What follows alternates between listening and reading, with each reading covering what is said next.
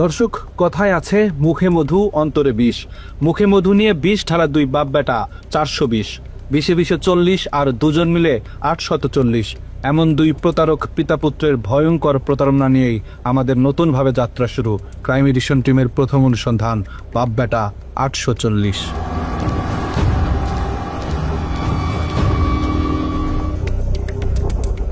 বাপ নাকি বেটা, কাকে দিয়ে করব শুরু, পরে বলবো কারটা। এমন সিদ্ধান্ত নিতেই আমাদেরকে সিদ্ধান্তহীনতায় থাকতে হয়েছে কিছুটা সময়। তারপরেও শুরু তো করতেই হবে। ওস্তাদের মায়ের যেহেতু শেষ রাতে, তাই পিতার কাছে যাওয়ার আগে পুত্রের অপকর্মের সূত্র ধরেই শুরু করতে চাই। মনে করে যে ফ্যামিলি নিয়ে বেরলাম, তো চলো আমরা একটু কক্সবাজার কোথাও যাই। 30 জুলাই 2024, অগ্নিগর্ভ বাংলাদেশ। ছাত্র জনতার উপর চলতে থাকে অবর্ণনীয় গণহত্যা। সেই গণহত্যায় সবচেয়ে বেশি আক্রমণাত্মক ছিল মহানগর গোয়েন্দা পুলিশ, ডিবি। আরও সুনির্দিষ্ট করে বললে ডিবি প্রধান হারুনুর রশিদ ছিল সবচেয়ে ভয়ঙ্কর। তারা নিরাপত্তাহীনতার কথা বলছিল। এটা আমাদের দায়িত্ব, তাকে সেফটি সিকিউরিটি দেওয়া আমাদের কাজ। আন্দোলনের মূল নেতৃত্বে থাকা 6 সমন্বয়ককে আটকের পর আন্দোলন এক প্রকার স্মিত হয়ে পড়ে। ঠিক তখনই যুক্তরাষ্ট্র প্রবাসী সাংবাদিক ইলিয়াস হোসাইন তার ইউটিউব চ্যানেলে ডিবি প্রধান হারুনুর রশিদের টেলিফোনে এক নারীর সাথে করা আপত্তিকর একটি ভিডিও আপলোড করেন। ওই ভিডিও আপলোড করার পর হারুন ছাত্র জনতার বিরুদ্ধে অভিযান বন্ধ করে নিজের উলঙ্গ ভিডিও সরানোর অভিযানে ব্যস্ত হয়ে যান। ওই দিন বিকেলেই হারুনুর রশিদ ইউটিউবার তৌহিদ আফ্রিদিকে তার কার্যালয়ে আসতে বলেন। যেভাবেই হোক সোশ্যাল মিডিয়া থেকে তার আপত্তিকর ভিডিও সরাতে তৌহিদ আফ্রিদিকে অনুরোধ জানান। হারুনের ভিডিও সরাতে আফ্রিদি প্রথমেই বাসা থেকে তুলে আনেন সোশ্যাল মিডিয়া এক্সপার্ট মোহাম্মদ জুবায়েরকে। জুবায়ের জানান, রাতভর তাকে ডিবি কার্যালয়ে আটকে রেখে বিভিন্ন পেজ থেকে হারুনের ভিডিও সরাতে বাধ্য করে তৌহিদ আফ্রিদি। ইন্টারনেট সমস্যার মধ্যেও ফেসবুকের সাথে যোগাযোগ করে, টেলিগ্রামের সাথে যোগাযোগ করে সেগুলো রিমুভ করার জন্য যাবতীয় কমিউনিকেশন করতে থাকি। তো এরপর দিন দুপুরের দিকে ডিবি হারুন সাহেবের সাথে আমার দেখা হয় ডিবিতেই। তো উনিও তখন আমাকে নির্দেশনা দেয় যে যাতে করে ভিডিওটা কোথাও না থাকে সেটার বিষয়ে প্রয়োজনীয় ব্যবস্থা নিতে। তখন ডিবিতে আমার সাথে সমন্বয়ক যারা ছিল ওদের সাথে আমার দেখা হয়। ওইখানে আমার সাথে 2-3 জনের সাথে দেখা হয়েছিল। তখন তারা ওইখানে আটক অবস্থায় ছিল। এরপর আমি ডিবিতে লাঞ্চ করি। লাঞ্চ করার পরে বাসায় চলে আসি। বাসায় চলে আসার সময় ডিবি থেকে আমাকে বলা হয় যে কোনো প্রয়োজনে তারা আমাকে আবার ডাকবে।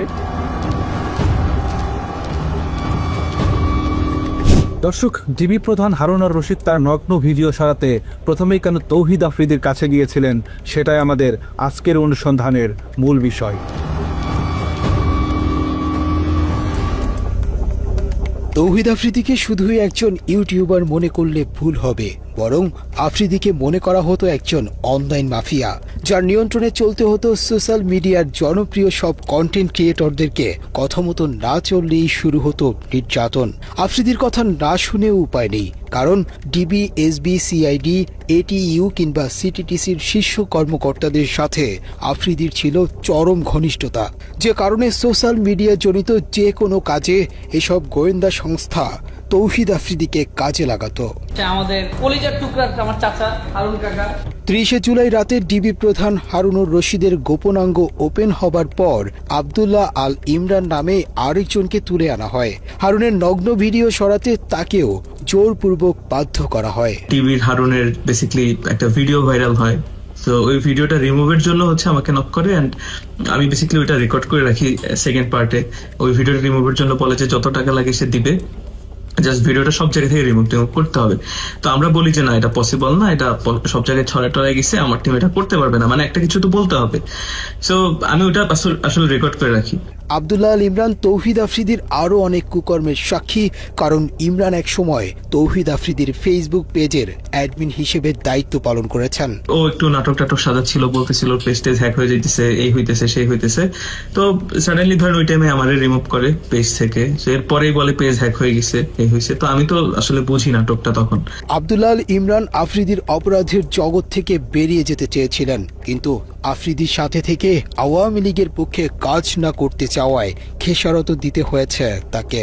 ট্রেনে যখন আমি পোস্ট করি একটু ইনডিরেক্টলি যে ইনফ্লুয়েন্সারদেরকে আমি ইনফ্লুয়েন্সা বলি অ্যান্ড বড়লোকের এক ছেলে এরকম ম্যানেজ করতেছে এই সেই হয়, তো তখন আসলে আলটিমেটলি পোস্টটা একটু যখন রিচ পাওয়া শুরু হয় তখন আমি মানে প্রশাসনিক জায়গা থেকে লাইক যেটা সিটিটিসি ছিল ওই টাইমে, তো ওই জায়গার এক কর্মকর্তা থেকে আসলে ফোন পাই। ইমরানের সাথে আফ্রিদির একটি গোপন ফোন রেকর্ড আমাদের হাতে এসেছে, যেখানে দেখা যায় আওয়ামী লীগের পক্ষে কাজ করতে রাজি না হয় ইমরানকে সরকারি বাহিনীর ভয় দেখানো হচ্ছে। হ্যাঁ ভাই, হ্যাঁ কথা বললাম, ওরা বললো যে ভাই এটা পসিবল হবে না, কারণ হচ্ছে অনেক জায়গায় চলে গেছে, তো অনেকে রাইট ম্যানেজারে আছে, তো এতগুলো ভিডিও আসলে এগুলো এভাবে রিমুভ করতে পারবে না। মানে মানে ফেসবুক থেকে 90% রিমুভ করলেও হয় ভাই পসিবল? এখন আসলে পসিবল হবে না, ওরা এটাই বললো যে ভাই মানা করে দেন, এটা পসিবল হবে না এভাবে। এটা কি ড্রাইভে যাচ্ছে না? হ্যাঁ, ড্রাইভ, টেলিগ্রাম গ্রুপ, ইভেন অনেক ওয়েবসাইট, আমার সিআইডি থেকেও ফোন দিছিল, পসিবল তো না। বলছি যে আমি তো ঢাকার বাইরে, এখানে নেটওয়ার্কের অবস্থা বাজে, অ্যান্ড সেকেন্ড থিং হচ্ছে কথা বললাম, বললো যে এটা আসলে ওইভাবে পসিবল না। ডিবি প্রধান হারুনের পক্ষ হয়ে তৌহিদ আফ্রিদি কল করার কিছুক্ষণ পরেই আব্দুল্লাহ আল ইমরান ফেসবুকে একটি পোস্ট করেন। এর কিছুক্ষণ পরেই সিটিটিসি থেকে ইমরানকে একজন কল করে পোস্টটি সরিয়ে ফেলতে বলেন।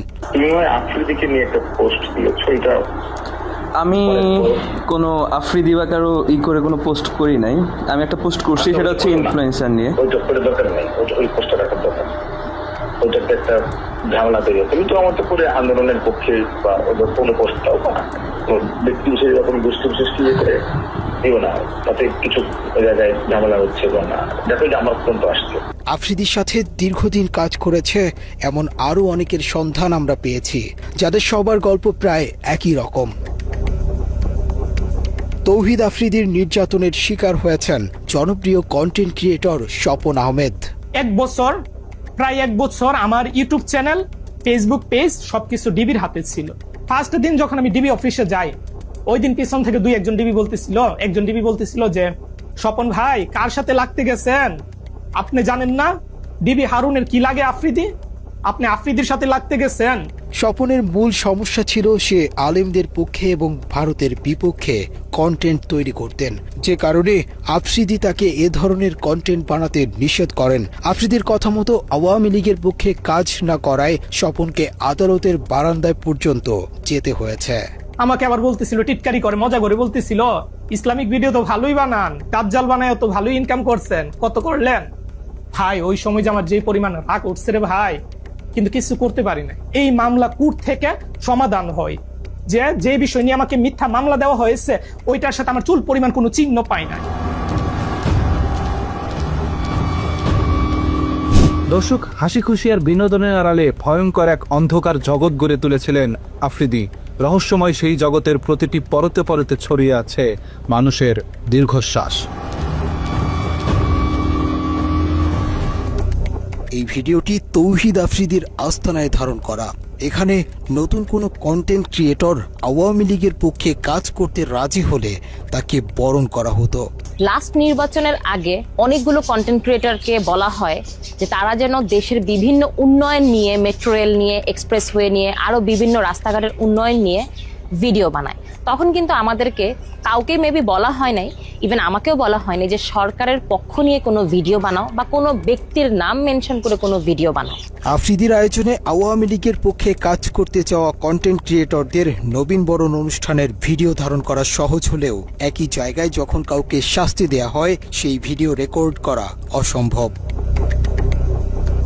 তৌহিদ আফ্রিদির নির্মম নির্যাতনের শিকার ব্লগারদের মধ্যে সবচেয়ে বেশি নির্যাতিত হয়েছেন সায়েম। তুচ্ছ ঘটনাকে কেন্দ্র করে সায়েমকে প্রধানমন্ত্রী কার্যালয়ের পাশে ইসিবি চত্বরের একটি ভবনে নিয়ে নির্মম নির্যাতন করা হয়।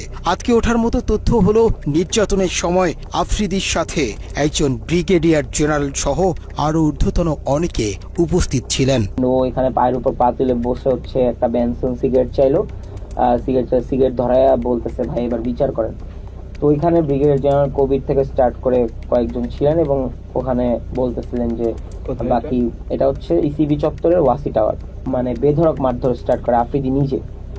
ও এক হাতে সিগারেট খাইতে থাকে আর এক হাতে আমাকে ঠাস ঠাস করে প্রায় মানে আমি তো গুনতে পারি নাই, কারণ আমি তো অনেক মারধরের শিকার হয়েছি, প্রায় 30 থেকে 35টা থাপ্পড়ও আমাকে মারে খুব জোরে জোরে।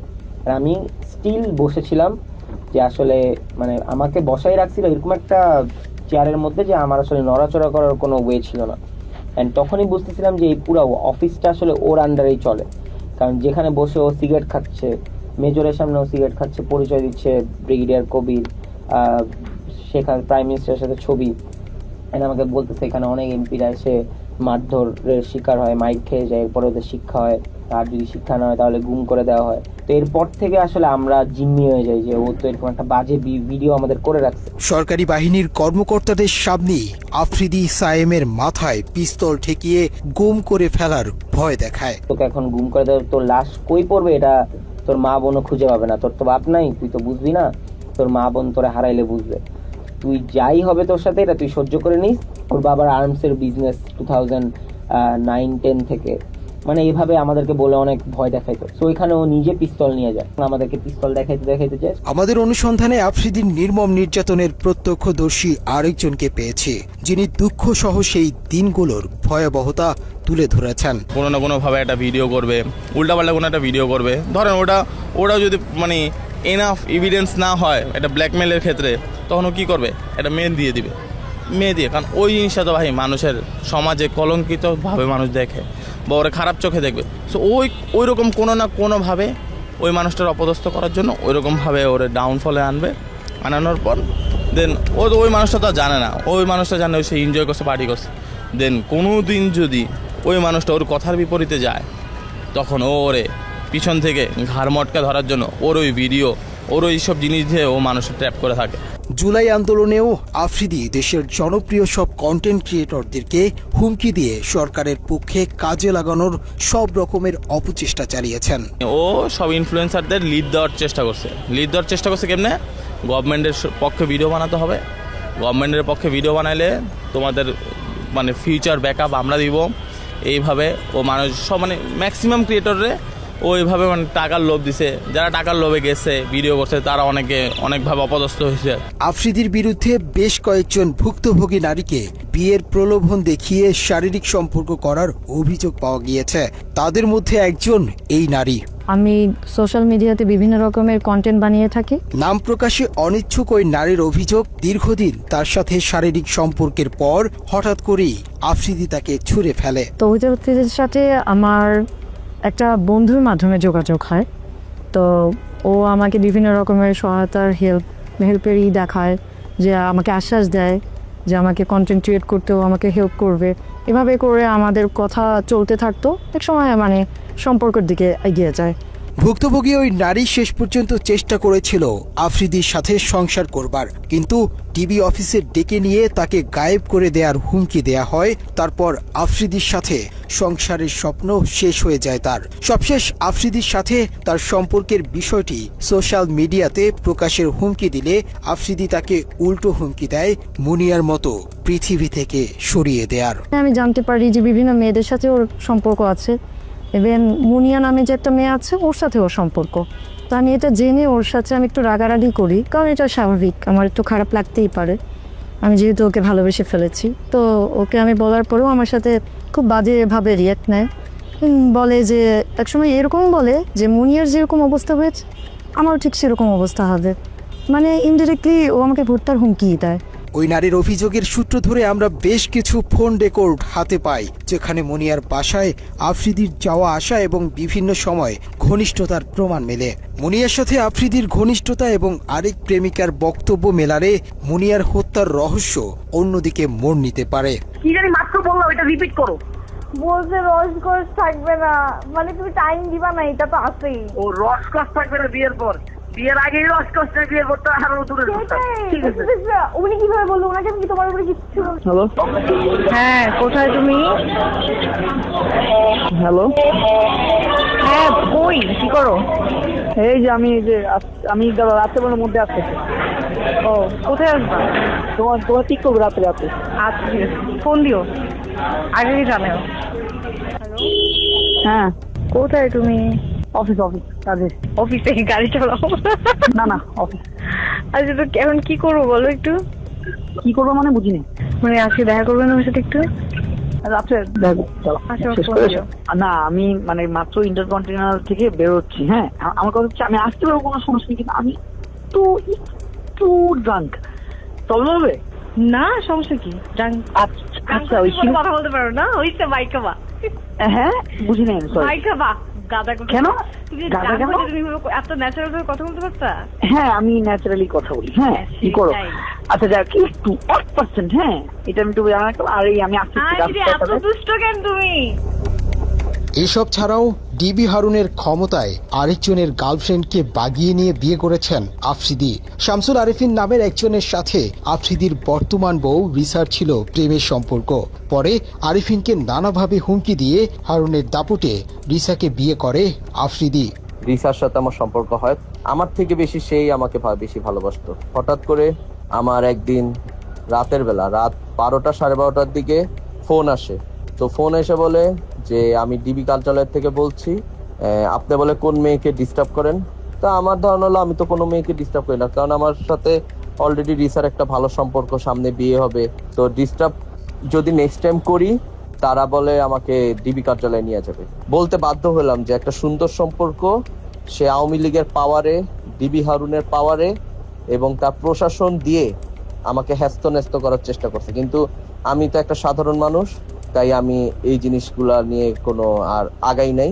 ইভেন আমি এটাও শুনছি যে তহিদ আফ্রিদির সাথে যখন রিলেশনশিপ হয় তারপরে মুনিয়ার সাথে, বসুন্ধরার যে মুনিয়ার সাথে তহিদ আফ্রিদির একটা রেকর্ড ফাঁস হয়েছিল।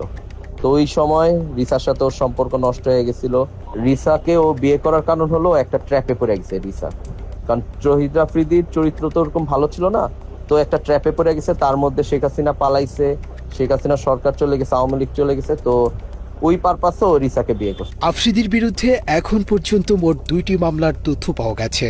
এসব মামলার মধ্যে যাত্রাবাড়ি থানার CR 565/24 নম্বর মামলার অভিযোগে বলা হয়েছে জুলাই আন্দোলনে আসাদুল হক বাবু নামের এক বিক্ষোভকারীকে সরাসরি হত্যার পরিকল্পনা ও বাস্তবায়নে কাজ করেছে তৌহিদ আফ্রিদি। মামলার অভিযোগে আরও বলা হয়েছে আন্দোলনের সময় যাত্রাবাড়িতে হাসিনার পক্ষে অস্ত্র সরবরাহ করেছে তৌহিদ আফ্রিদি। মামলা তো একটা চলমান অবস্থায় আছে আর কি। আমরা এটা তো মানে এখনো আমরা আন্ডার ইনভেস্টিগেশনে আছে, এই পর্যায়ে আছে। একই সাথে বাড্ডা থানায় আফ্রিদির নামে আরও একটি হত্যা চেষ্টা মামলা রয়েছে। মামলার বাদী জুলাই আন্দোলনে আহত মোহাম্মদ দুর্জয় আহমেদ আফ্রিদিকে 46 নম্বর আসামি করে এজাহারে উল্লেখ করেন 2024 সালের 20 জুলাই মধ্য বাড্ডা ইউলুপ এর নিচে অবৈধ অস্ত্র দিয়ে আন্দোলনকারীদের উপর এলোপাথারি গুলি চালায় আফ্রিদি, যার একটি গুলি লাগে জুলাই যোদ্ধা দুর্জয়ের বাম চোখে। প্রিয় দর্শক, অনুসন্ধানের শুরুতেই আমরা বলেছি ক্রাইম এডিশনের আজকের পর্বের নাম বাব্বেটা 840। আমরা এতক্ষণ অর্ধেক নিয়ে আলোচনা করেছি, কিন্তু আমাদের অনুসন্ধানে উঠে আসা অপরাধ নামার অর্ধেকখানি করিয়াছে পুত্র, অর্ধেক তার বাপ। নাসির উদ্দিন সাথী জন্মদাতা কিনা সেটা বলা মুশকিল, তবে খাতা কলমে তৌহিদ আফ্রিদির বাবা। খাতা কলমে কেন সেই আলাপে যাওয়াটা ঠিক হবে না, তার চেয়ে নাসির উদ্দিন আমল নামাতেই থামা যাক। নাসির উদ্দিন সাথী এবং তৌহিদ আফ্রিদির প্রতারণার হাতে খড়ি পারিবারিকভাবেই হয়েছে। একসময় নুন আনতে পান্তা ফুরানো সাথীর অর্থবিত্তের পুরোটাই জোর জবরদস্তি আর 2 নম্বরি করে কামানো।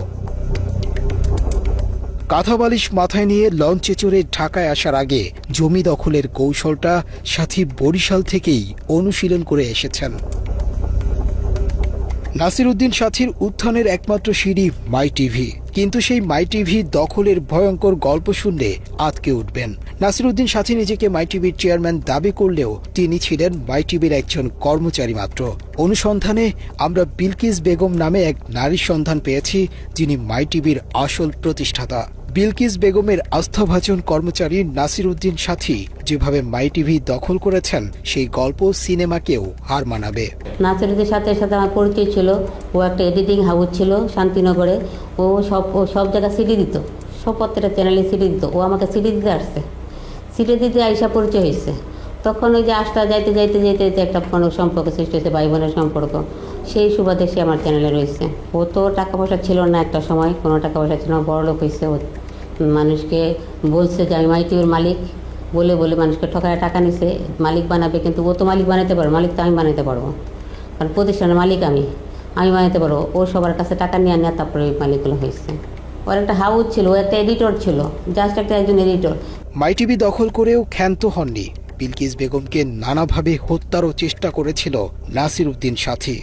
এখনও আমি চলতে পারি না রাস্তায়, ও আমাকে বাইরের দিয়ে লোকজন দিয়ে আমাকে অ্যাটাক করে, আমাকে ভয়ভীতি দেখায় যে মাইটিভি আপনি চালাবেন না, মাইটিভিতে আপনি আসবেন না, মাইটিভি আমরা চালাবো। তাতেই সব দিকেই লাগায় রাখছে লোকজন, এরকম সন্ত্রাস পার্টি, এগুলো আমাকে হয়রানি করে, এখনও করতেছে। মাইটিভির চেয়ারম্যানের ছেলে পরিচয় দিয়ে সম্ভ্রান্ত বিত্তবান পরিবারের সন্তান হিসেবে হেলিকপ্টারে ঘুরে বেড়ানো তৌহিদ আফ্রিদির পিতা ছিলেন বিলকিস বেগমের স্বল্প বেতনের কর্মচারী। এক সময় যার 10 টাকার জন্যও বিলকিস বেগমের কাছে হাত পাততে হতো।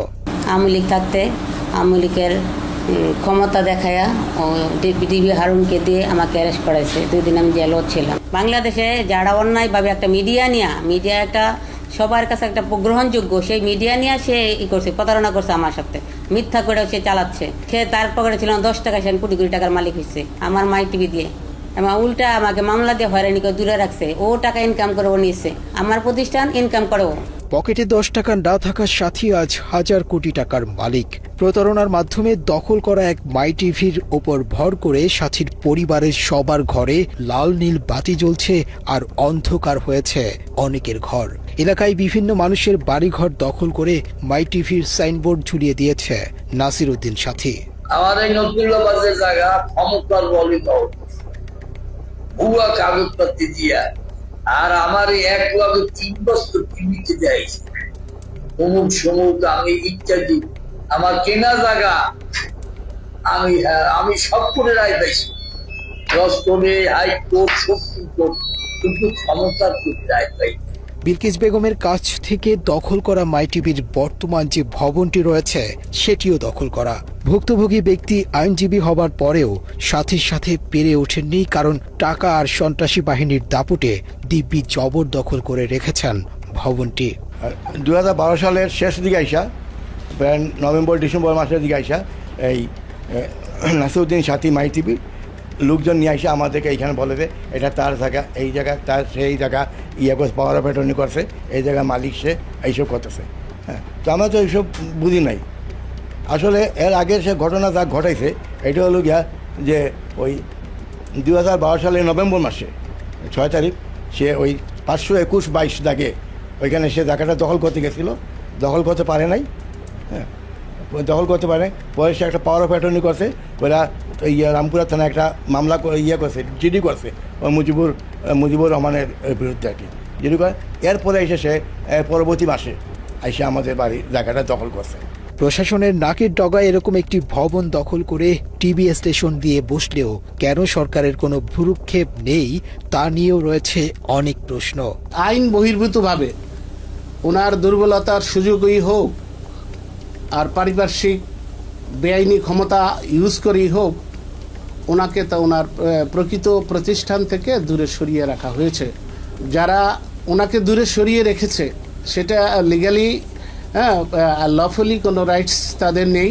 এই যে মাইটিভির ওনার যে লিগাল ডকুমেন্টস আছে সেটার আলোকে অনারেবল হাইকোর্টে স্টে অর্ডার করে ওইটা যে প্রকৃত মালিক, যে রিয়েল অনারশিপ যার রয়েছে, তার হাতে ফিরিয়ে দেওয়ার একমাত্র পন্থা। অভিযোগের প্রেক্ষিতে ক্রাইম এডিশন টিম মাইটিভির দখল করা ভবনের ভিডিও ধারণ করতে গেলে সাথীর সন্ত্রাসী বাহিনী আমাদেরকে জোর করে ভবনের ভেতরে নিয়ে আটকে রাখার চেষ্টা করে।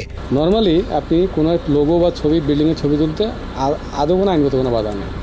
এটা বিল্ডিংয়ের বাইরে থেকে ছবি আমি রাস্তা থেকে তুলব, বা আমি এটা শুধুমাত্র একটা সংবাদ শিরোনাম বা যে কোনো কারণ হোক আমি এটা তুলব, সেই জায়গায় এটা বাধা দেওয়ার আসলে আইনগত বিধান তাদেরও নাই। যদি না তাদের কোনো নিষেধাজ্ঞার কোনো সাইনবোর্ড অথবা কোনো নিষেধাজ্ঞার কোনো রুলস দৃশ্যমান না থাকে, কোথাও থাকতে হবে যে এটা এই ছবি তোলা যাবে না, এটা রেস্ট্রিক্টেড এরিয়া, এটা তোলা যাবে না, এবং এই ছবি পাবলিশ করা যাবে না, থাকতে হবে। যদি না থাকে তাহলে বাধা দেওয়ার কোনো সুযোগ নাই। যদিও পরিচয় জানার পর ভোল পাল্টে ফেলে মাই টিভি কর্তৃপক্ষ। কি হয়েছে ভাই, আপনি আমাদের লোকজনদের নিয়ে আটকায় রাখছেন, ঘটনা কি ভাই? ভাই প্রথম কথা হচ্ছে আপনি না এই মাঝখানে এরা যে আসছে এগুলো জানি না। ও আমার এলাকার ছোট ভাই হয়, নিচে আমি হঠাৎ করে শুনলাম যে ফুটেজ নিচ্ছে। তারপরে আমি বললো যে একজন ফোন করে বললো, মানে আমি মানে একদম কি বলে কোড আনকোড বলি, মানে আমার জায়গা থেকে আমি অ্যাসাইনমেন্ট করতেছিলাম কালকে। তো ওর নাম বললো, তোমার ব্যাকগ্রাউন্ড কি জানো, যে মুনতাসির একজনের ফুটেজ নিচ্ছে, আপনার কথা বললো যে আপনি আপনাকে নাকি চেনে। তার বললাম হ্যাঁ ওর সাথে তো কথা হয়েছে, ওই বললাম আছে, থাকলে চা খাওয়ার বলতে চা খেয়ে যেতে বলছে। দর্শকদের ওইখানে গেলে চা খাওয়াইতে ভিতরে নিয়ে যাইতো, 3-4 ঘন্টা আটকায় রাখতো, এগুলি ভাই আমরা জানি। কিন্তু কথা হলো মাই টিভির কাছে আমরা এটা মানে আশা তো করি না, এটা মাই টিভির দিয়ে সম্ভব না। দর্শক, মাই টিভির চেয়ারম্যান নাসির উদ্দিন সাথী অন্যায়ভাবে দখল করা ভবনের মতো সারা দেশে সম্পদের পাহাড় গড়েছেন। যে সম্পদ অর্জনে আলাদিনের চেরাগের মতো পাশে ছিল লিটন আর মুজিব নামে সোনার ডিম পাড়া 2 হাঁস। মাই টিভিকে ভাঙিয়ে নাসির উদ্দিন সবচেয়ে বড় আয়ের উৎস মুখোশ নামে ক্রাইম প্রোগ্রাম। ক্রাইম অনুসন্ধানের নামে প্রাতিষ্ঠানিকভাবে চাঁদাবাজি শুরু করে মুখোশের উপস্থাপক এসকে লিটন। মাই টিভির আয়োজন আপনাদের প্রিয় অনুষ্ঠান মুখোশ, আর আপনাদের সঙ্গে থাকছি আমি এসকে লিটন। হাস্যকর উপস্থাপনার ভাষ্যকার লিটনের যোগ্যতা বলতে চাঁদাবাজি ছাড়া আর কিছুই নেই। 9 পাস হয়েও ভাগ্নের সার্টিফিকেট জমা দিয়ে চাকরি নেন মাই টিভিতে। নিজের নামের সাথে ভাগ্নের নাম কৌশলে জুড়ে দিয়ে হয়ে যান এসকে লিটন। একসময় ঢাকা শহরে ফুটপাতে জুতা বিক্রি করা লিটনের নামের পরিবর্তনের পাশাপাশি ভাগ্যেরও পরিবর্তন ঘটে। রাতারাতি ভাঙা ঘরের জায়গায় ওঠে বড় দালান। এলাকার মানুষের কাছে লিটন হয়ে ওঠেন এক বিস্ময় বালক। তার কিছুই ছিল না, এই সাংবাদিকতা করে ক্রাইম রিপোর্ট ক্রাইম লোকজনকে ফাঁসিয়ে ব্ল্যাকমেলিং করেই নাকি সে এই প্রপার্টি করেছে। তা নাহলে এই প্রপার্টি তো হবার কথা না, কারণ তার বাবার কোনো প্রপার্টি ছিল না। এসকে লিটন আওয়ামী লীগ আমলে আওয়ামী লীগের ক্ষমতা কাজে লাগায় সে হাজার হাজার কোটি টাকার মালিক হয়েছে। এসকে লিটন 15 থেকে 20 বছর আগে সে হচ্ছে গিয়ে তার বাসায় ভাত হইতো না, তার বাপ ভ্যান চালাতো। উপরতলায় এসে দোতলায় বসে থাকে, তার ম্যানেজার দিয়ে কথা বলাই, আলম আছে, তার ছোট ভাই বকুল আছে, তারা বিভিন্ন হুমকি ধামকি দেয়, বলে তোকে গোডাউনে আটকে রেখে দেবো, তো কোন বাপ আছে ডেকে আন, তো কিডা আছে যা পারিস তাই কইরে নে। নিজের নামের পাশাপাশি মাই টিভির মালিকের নামেও করতে থাকেন একের পর এক সম্পদের পাহাড়। চুয়াডাঙ্গার জীবননগরে লিটনের রয়েছে জীবননগর বাঁকা ব্রিকফিল্ড এলাকায় 15 বিঘার বেশি জমির উপর নির্মিত সাথী অটো রাইস মিল, যার নির্মাণ ব্যয় অন্তত 150 কোটি টাকা। এই মিলের ভেতরেই রয়েছে 100 গরু ধারণ ক্ষমতার একটি খামার। এছাড়া জীবননগর পৌরসভায় 3 স্টার হোটেল, কোটি কোটি টাকা মূল্যের জমি, বাড়ি রয়েছে একাধিক। এসবের বাইরে সাথীর দাপটে এলাকায় নামে বেনামে ডুপ্লেক্স বাড়িসহ অঢেল সম্পত্তি গড়ে তুলেছেন লিটন। যেখানে যায় সেখানে শুনে লিটন বিশাল বড় সাংবাদিক। সে তো হাই স্কুলে গন্ডি পার করেন, সে তো সোর্স ছিল। শুনছি ছাগল মাগল চুরি করতো। তার হচ্ছে যে পেরাতলা যে বট গাছ আছে, যে রাখাশের মাজার, ওই মাজারের বট গাছে তাকে বেঁধে বিচার করা হয়েছিল। একটা মুরুক্ষ একটা ছাগল চোর মানুষ আওয়ামী লীগের সময় নাকি বিশাল বড় সাংবাদিক। পরস্পর আমাদের অত্যাচারের উপরে অত্যাচার, আর গরম পানির জন্য আর আমাদের এই মাঠটা মানে বিচ্ছিন্ন হয়ে যাচ্ছে। গত বছর 3 বিঘে ধান পুরা পচে গেছে, এই জন্য তাকে বলা হয়, কিন্তু মিলের কাছে গেলে তারা হুমকি দেয় এবং মারতে যায়। একটা ক্রাইম রিপোর্টার কি করে দিনের পর দিন ক্রাইম করে চলেছে, কয়েক হাজার পরিবারকে সাফারার করে তুলেছে এবং পরিবেশ নষ্ট করছে। তো সে তো অন্যেরটা নষ্ট করে এটা করতে পারে না, এটা আইনত সিদ্ধ না, আইনসিদ্ধ না। আর পরিবেশ নষ্ট করার রাইট তার নেই। পরিবেশ কেন নষ্ট করবে? ইউনিয়ন কাউন্সিলের চেয়ার রাস্তা কেন সে দখল করবে? এগুলো কোনোটাই তার রাইট নেই। মৃত মানুষের টাকা আত্মসাতের বদনামও আছে লিটনের বিরুদ্ধে। 2015 সালে নিজ বাড়িতে খুন হন চুয়াডাঙ্গার স্থানীয় সাংবাদিক আবু সায়েম। ওই সাংবাদিকের 20 লাখ টাকা আত্মসাতের অভিযোগ রয়েছে লিটনের নামে। তো টাকা যে এসকে লিটন আত্মসাৎ করেছে সেটা আমরা পরে বুঝতে পারলাম, কারণ আমার চাচা মারা যাওয়ার পরবর্তীতে উনি আর একবারের জন্য আমাদের ফ্যামিলির সাথে যোগাযোগ করেনি। হতদরিদ্র দরিদ্র পিতার অশিক্ষিত সন্তান হয়ে এত সম্পদের মালিকানার উৎস কি জানতে টিম ক্রাইম এডিশন এসকে লিটনের সাথে যোগাযোগ করলে তিনি বিষয়টি নিয়ে কোনো জবাবদিহিতা করতে রাজি হননি। আপনি যদি বলতেন যে মানে এই প্রপার্টির উৎসটা কি আসলে? কিসের উৎস? উৎসটা মানে আপনি কি বলতে চান? উৎস এটা কেমন প্রশ্ন? এই উৎস কি? এসকে লিটনকে নিয়ে নাসির উদ্দিনের চাঁদাবাজির ব্যবসা ভালোই চলছিল, কিন্তু পারিবারিকভাবে সম্পর্ক খারাপ হওয়ায় এসকে লিটনকে মাই টিভি থেকে বের করে দেন সাথী। তারপর থেকে এসকে লিটনের চাঁদাবাজির দোকানের চাবি তুলে দেয়া হয় আরেক চাঁদাবাজের হাতে। সুটকেস নিয়ে বিমান থেকে নামা ব্যক্তির নাম মুজিবুর রহমান। কদিন আগেও যার স্যান্ডেল কেনার পয়সা ছিল না, তিনি এখন হেলিকপ্টার বিমান ছাড়া চলেনি না। ওই তো আগে মানে আপনার ওই যে প্রথম ফ্লেক্সের দোকান ছিল। গ্রামের বাড়িতে বিশাল এক রাজপ্রাসাদ গড়ে তুলেছেন। কে বলবে এই তো কদিন আগেই ফ্লেক্সিলোটের দোকানে কাজ করত এই মুজিব। চাঁদা তুলে আনা টাকায় এলাকায় নাকি মানুষকে দান খয়রাত করে থাকেন, কিন্তু এত টাকার উৎস কি?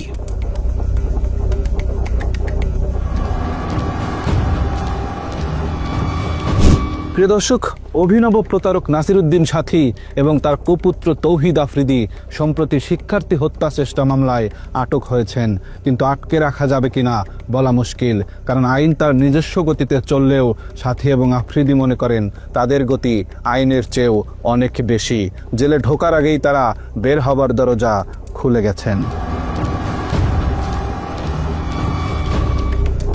নাসির উদ্দিন সাথী এবং তার ক্রাইম পার্টনার পুত্র যাত্রাবাড়ি থানার হত্যা মামলা থেকে বাঁচতে সূক্ষ্ম এক পরিকল্পনা সাজিয়েছিল। সাথীর ব্যক্তিগত আইনি পরামর্শককে তিনি মানবাধিকার সংস্থার আইনজীবী সাজিয়ে বাদীর কাছে পাঠান। মামলার বাদীকে বিনামূল্যে আইনি সহায়তা দেওয়ার কথা বলে আফজাল হোসেন নামের ওই আইনজীবী মামলাটি বাগিয়ে নেয়। তারপর থেকেই ওই আইনজীবী নাসির উদ্দিন সাথী ও তার ছেলেকে মামলা থেকে বাদ দেওয়ার জন্য বাদীকে নানাভাবে ম্যানেজের চেষ্টা করতে থাকেন। ঠিক আছে, যা হওয়ার হয়েছে আপনারা আমাকে সহযোগিতা করেন। আর ওই যে এখানে 3টা বাচ্চা আছে এবং বয়স্ক লোক আছে, ওরাও গরিব। হ্যাঁ, তা আমরা আমার তরফ থেকে আপনাকে একটা দিব, 3টা বাচ্চাকে 10 লাখ করে 30 লাখ টাকা দিব। এরই ধারাবাহিকতায় ওই আইনজীবীর পরামর্শে বাদী গুলশানের একটি বাসায় যায়। সেখানে তাকে গুম করে ফেলার ভয় দেখিয়ে কিছু টাকা হাতে তুলে দিয়ে ভিডিও করতে বাধ্য করা হয়। সেই ভিডিওটি এখনো তৌহিদ আফ্রিদির হেফাজতে রয়েছে। আমার শ্বশুরকে আমাদেরকে সবাইকে নিয়ে সরাসরি চলে গেল ওদের বাসায়। হ্যাঁ, ওদের বাসায় নিয়ে গিয়ে ওইখানে ছবি টবি সবকিছু তুললো। হ্যাঁ, তুলে তারপর আমাদেরকে ওইখান থেকে বিদায় ছবি তুললেন এবং নিজে ভিডিও করতেছে এবং আমার শ্বশুরকে আমরা তো বলেছিলাম, উনি দাঁড়ায় ছিল, আমার শ্বশুর দাঁড়ায় জিজ্ঞেস করতেছে আপনাদেরকে আমরা কোনো জোর করে কোনো কিছু করেছি, আমরা আপনার কোনো প্রেশার ক্রিয়েট করেছি আপনাকে, নাকি আপনি স্বেচ্ছায় আমাদেরকে দিয়েছেন? আমার শ্বশুর কি বলবো, উনি বললেন না আমি তো স্বেচ্ছায় দিয়েছি। হ্যাঁ, আমরা আপনাকে কোনো অত্যাচার করছি না, কি আপনাকে প্রেশার দিয়েছি, এই ধরনের আর কি কথাবার্তা বলে ওরা আচ্ছা ঠিক আছে।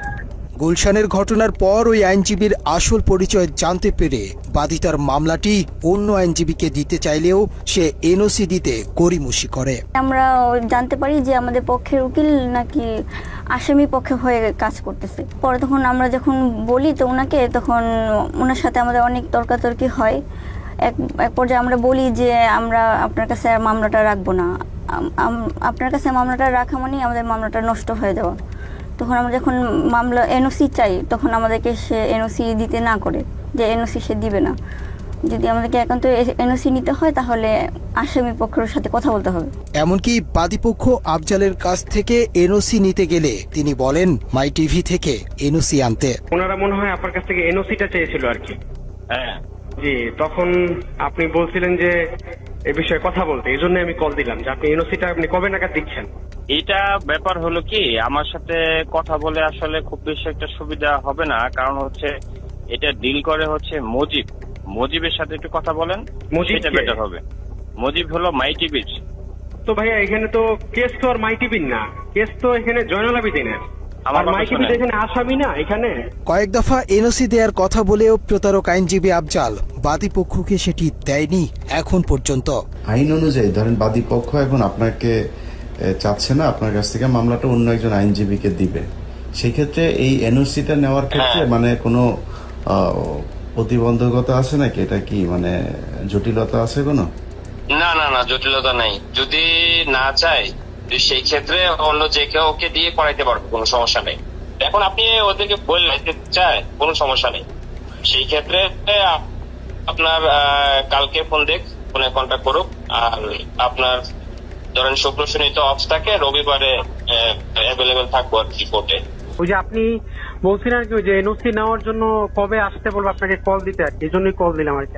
ও আচ্ছা আচ্ছা আচ্ছা, এটা হচ্ছে আপনি এটা ডেট কবে, 12 তারিখে না? 12 তারিখে আসেন, 12 তারিখে 12টার মধ্যে আসবেন দুপুরে। তবে মামলার এনওসি চাওয়ার তথ্য প্রমাণ থাকলেও আফজাল হোসেন বলেন তার থেকে কোনো ছাড়পত্র চাওয়াই হয়নি কখনো। বাদীপক্ষ আমার কাছে সরাসরি ছাড়পত্র বলতে এনওসি আর কি, নো অবজেকশন সার্টিফিকেট, এইটা চাই নাই। ইতিমধ্যে তারা অন্য আইনজীবীর কাছে ছিল, তার কাছ থেকে এনে আমাকে এনওসি দিয়েছে। এখন আমি কন্টিনিউ করছি আপনার ডিসেম্বর থেকে এই পর্যন্ত। এখন বাদীপক্ষ যদি মনে করে, বাদীপক্ষ বলতে জয়নাল আবেদিন সাহেব যার ছেলে মারা গিয়েছে, সে যদি মনে করে যে আমার চেয়েও বেটার অথবা বেটার সার্ভিসের জন্য অন্য কোনো আইনজীবীকে দিয়ে পরিচালনা করবে, মামলা অন্য কাউকে দিয়ে পরিচালনা করতে ইচ্ছুক, তাহলে যে কোনো সময় আসলে তারা এনওসি নিতে পারে, ওইটা কোনো সমস্যা নেই। নিজেদের আইনজীবী দিয়ে বাদীর মামলা পরিচালনা করে তারা মামলা থেকে অব্যাহতি পাবার সব পরিকল্পনা বাস্তবায়ন করে। সেই সাথে নুরুল হক নূরকেও মোটা অঙ্কের টাকার বিনিময়ে তাদের বাগে নেয়। অনুসন্ধানে আমরা রাহি নামের আরেকজন জনপ্রিয় কন্টেন্ট ক্রিয়েটরের সাক্ষাৎকার নিয়েছি, যাকে গত 3 মাস আগেও ডেকে নিয়ে নির্যাতন করা হয়। রাহিকে জুলাই আন্দোলনে হাসিনার পক্ষে কাজ করাতে 3 লাখ টাকা অফার করেছিল আফ্রিদি, কিন্তু রাহি তার কথা না শুনে ছাত্রদের পক্ষে অংশ নেয়। জুলাই আন্দোলনে অবাধ্য হবার কারণেই রাহিকে ডেকে নিয়ে আবারও নির্যাতন করা হয়। আফ্রিদি ফোন দিয়ে কয় ওই যে সরকারের যে ইয়েগুলা ভাঙচুর কইছে, মেট্রো রেল এগুলা নিয়ে একটা ভিডিও বানাইতে হইব। এ কথা বলে আমারে বলতে যে তোলাই ভাইয়া কিছু টাকা পাঠাইতেছি, তো হে তো যেটা বলে আমরা তো ভয় পাই। আমি কিন্তু হেরে বাঘের মতো ডরাই, আমি না, আমাদের টিমের সবাই তার বাঘের মতো ডরায়। কারণ মানে সে অন্যরকম মানুষ ভাই, সে ক্যামেরার ভিতরে একরকম, কিন্তু ক্যামেরার বাইরে খুব ডেঞ্জারাস একটা লোক। তারা কিন্তু সবাই ভয় পায়। ইউটিউব ইন্ডাস্ট্রিতে একটা টাইমে তার সবাই বাঘের মতো ভয় পাইতো, সবাই তার অফিসে ডাকাইতেছে। যারা আমরা টিমের যারা মানে ছাত্র আন্দোলনের সময় তার বিপক্ষে চলে গেছিলাম, তার বেল্টের বাড়ি আমার তো বেশি কেউ খায়নি, তো বেল্ট খুইলা আমার কুত্তার মতো পিড়াইতো। এই সময় তাকে ভিডিও কলে একজনের সাথে কথা বলিয়ে দেয়া হয়, যাকে বাংলাদেশের ভবিষ্যৎ প্রধানমন্ত্রী হিসেবে তার সাথে কথা বলানো হয়। 2-3 মাস পরে হয়তো বা তার মাথাতে আবার ঢুকছে যে রাই কি কারো লগে আবার কিছু কইয়া লাইনি। হ্যাঁ, রাইরে আবার একটু দমক দিতে হইব। কেমনে বড় একটা নেতার সামনে হয়তো ফোন টোন দিলে আমি একটু ডরাই যাই। আমি তো ডরাইলে আসলে আমি কিন্তু ভয় পাই। তো হঠাৎ একদিন রাইতে আমি নোয়াখালী 10:30-11টার দিকে হঠাৎ একটা ভিডিও কল, তো ওই দাফরি দিয়ে তো আবার তলপেটে কামড় দিয়েছে। আল্লাহ এতদিন পর হঠাৎ কল দিয়ে আবার কি জানি কি কয়, হঠাৎ ফোন দিয়ে কয় শুন তোর লগে একজনের সাথে একটু কথা বলাই দিবে, বুঝছস রাহি? পরে আমি কই জি ভাইয়া, কোনো সমস্যা নেই বলেন। পরের দিন দেখলাম হঠাৎ করে বিপিনুর ভাইয়ের সাথে আমার কথা বলাই দিছে ভিডিও কলে। আমার কইতেছে একজনের সাথে তোর কথা বলাই দিব, সে কিন্তু নেক্সট বাংলাদেশের অনেক বড় মাপের একজন কেউ হবে, প্রধানমন্ত্রী বা মানে ভালো একটা পদে যাবে। তো পরে দিই আফ্রিদি ভাইকে বুঝছসই তো তোর ভাইয়ের অবস্থানটা? আমি কি জি ভাইয়া বুঝছি। পরে কথা সাবধানে থাকিস, ঠিক আছে? আমি কি জি ভাইয়া ঠিক আছে। শুধু বুঝাইছে যে তার লগে বিশাল বড় বড় হাত আছে, এই জন্য সে দেশে খুব রিল্যাক্স আছে, মানে বুঝাইছে এটা। তৌহিদ আফ্রিদি 5 আগস্টের পর দেশ ছেড়ে পালিয়েছিল। এরপর আসামি হয়েও আইনজীবী দিয়ে বাদীর মামলা পরিচালনা করা এবং নুরুল হক নূরকে নিজেদের পকেটে নেয়ার পরেই আফ্রিদি সাহস করে আবারও দেশে ফেরেন। 5 আগস্টের পরে 2 মাস 3 মাস সে আসে নাই, তখন আলহামদুলিল্লাহ বলছিলাম যে আল্লাহ সে না আসুক, সে তার মতো থাকুক, আমরা আমাদের মতো থাকি। আমরাও তার কাছে যাইতাম চাই না, সেও আমার কাছে না আসুক। যে মানুষ 5 আগস্টের পরে আইসা দেশে স্টে করছে, সুন্দরভাবে থাকছে, আল্লাহ তো আপনার সুযোগ দিছে, কিন্তু না আপনার ভিতরে তো ওই মনুষ্যত্ব না। আপনি শুধু রিভেঞ্জ, কারে কারে ধরবেন, কারে কারে মারবেন, কারে কারে কি করবেন, আপনার মনের মধ্যে শুধু এসব হারামি। আল্লাহ কি আমরা ছাড় দিব? এসব কারণে তো আল্লাহ মানে ছাড়ে না। এভাবেই বাপ বেটা মিলে তিলে তিলে গড়ে তুলেছেন অপরাধের এক ভয়ঙ্কর সাম্রাজ্য। আমরা বৈষম্যহীন স্বাধীন এই দেশে এরকম অপরাধীদের দৃষ্টান্তমূলক শাস্তি দেখতে চাই। বাবার টেলিভিশনকে কাজে লাগিয়ে আর কোনো পুত্র যেন তৌহিদ আফ্রিদির মতো ভয়ঙ্কর অপরাধী হয়ে উঠতে না পারে। দর্শক, আজ এ পর্যন্তই। আবারও দেখা হবে ক্রাইম এডিশনের নতুন কোনো পর্ব নিয়ে। বাংলা এডিশনের সাথেই থাকুন। অন্ধকারে আলো খুঁজতে আমরাও আছি আপনাদেরই সাথে। ভালো থাকবেন সবসময়। আল্লাহ হাফেজ।